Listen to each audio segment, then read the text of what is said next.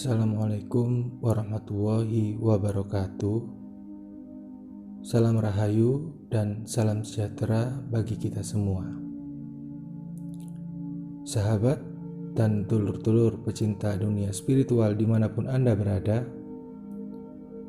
sesungguhnya orang yang tidak pernah kemana-mana dan tidak mempunyai rencana untuk tiba di suatu tujuan selalu mempunyai setumpuk alasan untuk menjelaskan mengapa. Padahal kita semua mengerti bahwa alasan hanya untuk mereka bersembunyi di belakangnya.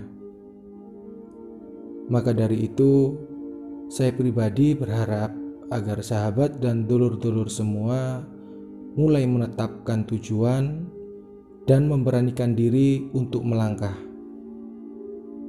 Tidak harus langsung mengambil langkah besar. Kita bisa mulai pelan-pelan dengan langkah kecil setiap harinya. Yang penting mencoba, bukan hanya diam. Sahabat dan dulur-dulur pecinta dunia spiritual dimanapun Anda berada, seminggu yang lalu ada beberapa orang terdekat saya bertanya, kenapa saya membuat channel YouTube bertema milenial mengenal spiritual? Padahal masih banyak tema-tema lain yang lebih mudah untuk dibahas. Mungkin pertanyaan semacam ini juga sempat muncul di pikiran sahabat dan dulur-dulur semua. Sejujurnya ada beberapa alasan dan berbagai pertimbangan yang mendasari pemikiran saya untuk membahas tema ini. Berdasarkan pengalaman hidup saya, dari beberapa buku yang saya baca, perjalanan hidup yang pernah saya alami, serta mendengarkan begitu banyak kisah hidup orang lain, akhirnya saya mengambil kesimpulan bahwa pengaruh spiritual dalam kehidupan memang cukup besar. Lalu, kenapa pembahasan ini ditujukan pada generasi milenial? Bukankah spiritual itu lebih cocok dan sesuai untuk orang tua? Spiritual kan perjalanan atau penghayatan yang berkaitan dengan kerohanian, kebatinan, dan jiwa untuk lebih dekat dan mengenal Tuhan. Memang benar, menurut saya pribadi pun, spiritual bisa dibilang sebuah perjalanan kerohanian, kebatinan, dan jiwa. Namun bukan sebatas agar lebih dekat dan mengenal Tuhan, tapi juga untuk mengenal diri sendiri, kehidupan, serta alam semesta. Spiritual bukan sesuatu yang instan, makanya disebut perjalanan dan membutuhkan penghayatan. Untuk itu harus dilatih sedikit demi sedikit agar terbiasa. Berdasarkan pengalaman saya, kebanyakan orang-orang yang sudah senior atau para orang tua, ketika menekuni spiritual, mereka hanya akan mengambil, mempelajari, dan menerapkan segala hal yang bertujuan untuk ketentraman hidup. Makanya seringkali kita melihat di lingkungan sekitar, para senior atau para orang tua yang menekuni spiritual akan menjaga setiap tindakan dan ucapan mereka agar tidak menimbulkan masalah. Karena memang yang diterapkan dan dibiasakan adalah kesadaran spiritual, bukan kecerdasan spiritual. Contohnya seperti sabar, menerima, ikhlas sampai mengalah, serta welas asih. Bukan berarti itu buruk loh ya. Tapi memang bukan cuma sebatas itu saja yang disediakan Tuhan dan alam semesta.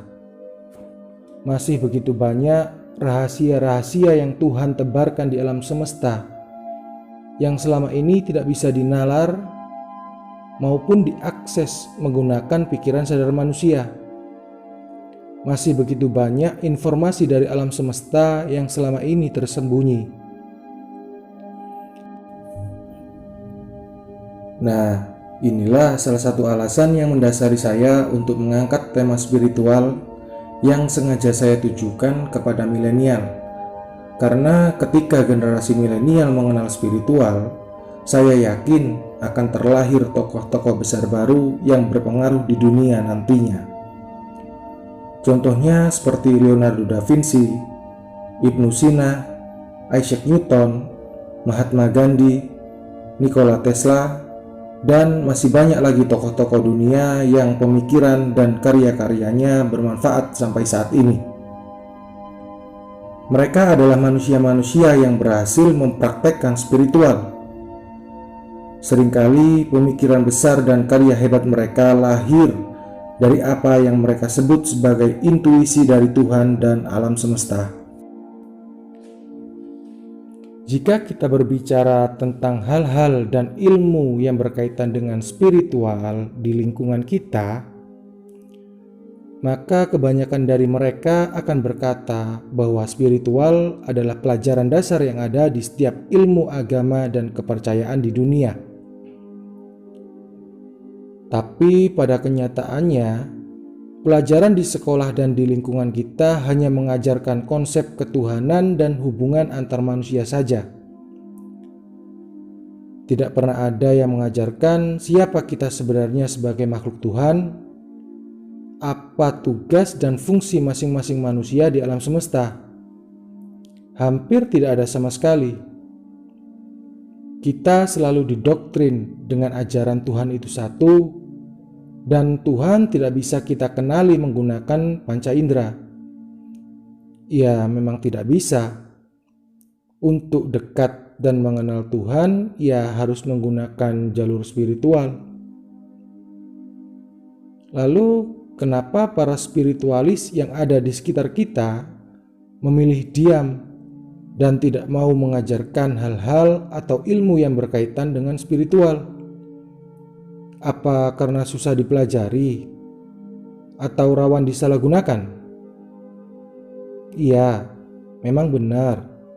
Menurut saya pribadi pun, setelah berbicara dengan berbagai spiritualis yang saya kenal, mereka lebih memilih diam dan tidak mau mengajarkan hal-hal yang berkaitan dengan spiritual, karena memang susah dipelajari dan rawan disalahgunakan, serta zaman yang sudah berbeda.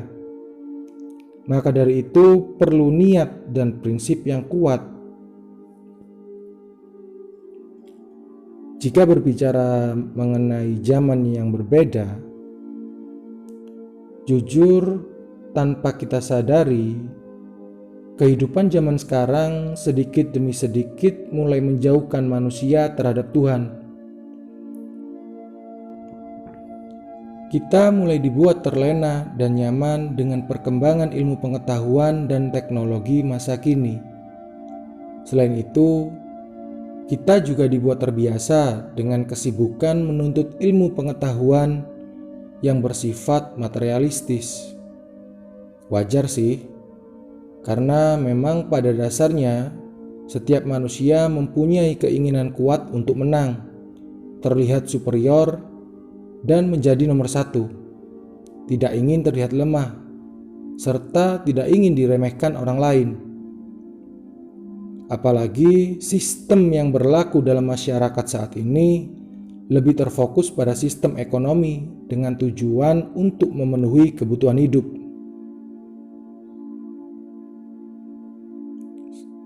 Sesuai istilah Jawa, ora ubet, orang liwet, ora edan, ora keduman. Ideologi inilah yang menuntun kita untuk membuat standar kesuksesan atau kemenangan dalam menjalani hidup, berpatokan pada hal-hal yang selalu berkutat seputar harta dan jabatan. Jika kita punya harta, bisa dianggap sukses. Jika kita punya jabatan, bisa dianggap menang. Dan yang pasti, kita akan merasa derajat serta martabat kita seolah-olah naik ke awang-awang. Akibatnya, kita akan menuntut diri kita sendiri untuk mati-matian mencari ilmu ilmiah atau ilmu keduniawian demi meningkatkan kualitas diri. Bahkan sebisa mungkin menumpuk kekayaan sebanyak-banyaknya. mengorbankan aspek spiritualitas demi kecukupan ekonomi, demi kebutuhan untuk membanggakan diri. Beginilah dunia bekerja saat ini. Kita digiring ke dalam sebuah era yang materialistis. Kita disodorkan oleh standar-standar kesuksesan yang tidak jauh dari materi. Akibatnya, banyak manusia yang akhirnya mendewakan ilmu pengetahuan, menjunjung tinggi ilmu pengetahuan, kemudian melepaskan diri dari pengaruh spiritual, melepaskan diri dari ikatan agama, dan menjauhkan diri dari Tuhan karena dianggap hanya membatasi bakat dan potensi. Pada akhirnya, manusia akan hidup bebas dan mudah dikendalikan dengan buayan kemewahan dunia, serta membela mati-matian semua fasilitas dan kemudahan yang pernah diciptakan. Bisa dibilang kemajuan pengetahuan dan teknologi telah banyak membuat generasi muda semakin berpaling dari spiritualitas dan semakin tak mengenali Tuhannya. Padahal dari pengalaman saya pribadi, spiritual adalah hal yang sangat bagus. Dengan memahami dan mempraktekkan hal ini, kita bisa menjadi manusia yang lebih berwawasan luas, lebih bijaksana, dan lebih memahami konsep ketuhanan, serta bisa lebih menyadari akan keberadaan diri kita sendiri di alam semesta. Bahkan kita bisa mengenal, mengendalikan, dan memanfaatkan energi-energi lain yang ada di alam semesta untuk kepentingan kita. Seperti yang telah saya bahas di video sebelumnya, di dalam diri manusia, Tuhan telah menganugerahkan sesuatu hal yang sebenarnya dapat menghubungkan setiap manusia dengan alam semesta. Hal tersebut adalah titik-titik cakra. Ketika kita telah mampu mengaktifkan cakra dan membuka cakra ajna atau yang lebih dikenal dengan mata ketiga, maka gerbang manusia menuju kondisi spiritualitas lebih tinggi akan terbuka. Sebuah jendela dunia yang sesungguhnya terbuka pada kecemerlangan dan keajaiban. Kita akan lebih memahami apa yang terjadi di alam semesta secara sadar. Dan seringkali ide-ide brilian akan datang. Inilah alasan kenapa spiritual tidak diajarkan secara umum. Karena manusia yang cerdas dan bijaksana tidak mungkin mudah dikontrol dan dikendalikan. Makanya dibuatlah standar kecerdasan yang hanya sebatas kajian ilmiah, yang bersifat keduniawian. Jadi, selama segala sesuatu tidak bisa dijelaskan secara ilmiah, tidak bisa dihitung dengan rumus, dan tidak bisa dibuktikan di laboratorium, biasanya akan dianggap ketinggalan zaman, kuno, dan hanya mistis belaka. Bahkan ada yang menganggap sebagai khayalan semata. Jika spiritualitas dianggap ketinggalan zaman, mistis, dan hanya khayalan semata, lantas bagaimana bisa tokoh-tokoh besar dunia memiliki kecerdasan yang luar biasa, sehingga bisa merancang dan mengeksekusi semua sistem yang rumit selama berabad-abad? Jika dinalar, kecerdasan manusia biasa tidak akan mampu merancang sistem yang sempurna seperti itu. Jadi bisa saya asumsikan bahwa tokoh-tokoh besar dunia juga mempraktekkan ajaran spiritual. Mereka membangun kesadaran hubungan antara manusia dengan penciptanya, sehingga mereka mampu menerima informasi dari alam semesta yang selama ini tersembunyi, yang tak pernah bisa diakses menggunakan pikiran sadar manusia.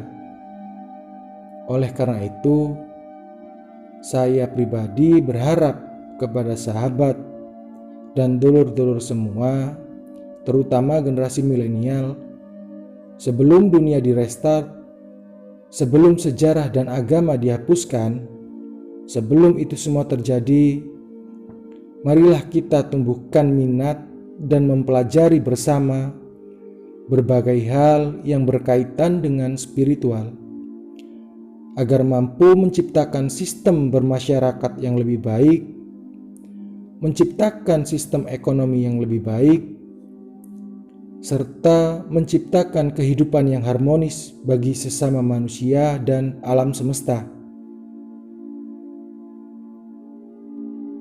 Cukup sekian pembahasan kali ini.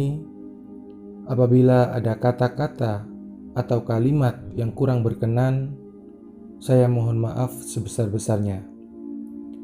Semoga pembahasan kali ini bermanfaat bagi kita semua, khususnya bermanfaat bagi diri saya pribadi.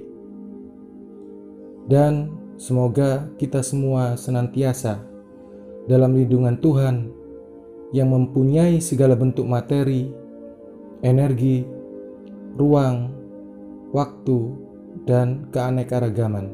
Amin. Akhir kata, Assalamualaikum warahmatullahi wabarakatuh. Salam rahayu dan salam sejahtera bagi kita semua.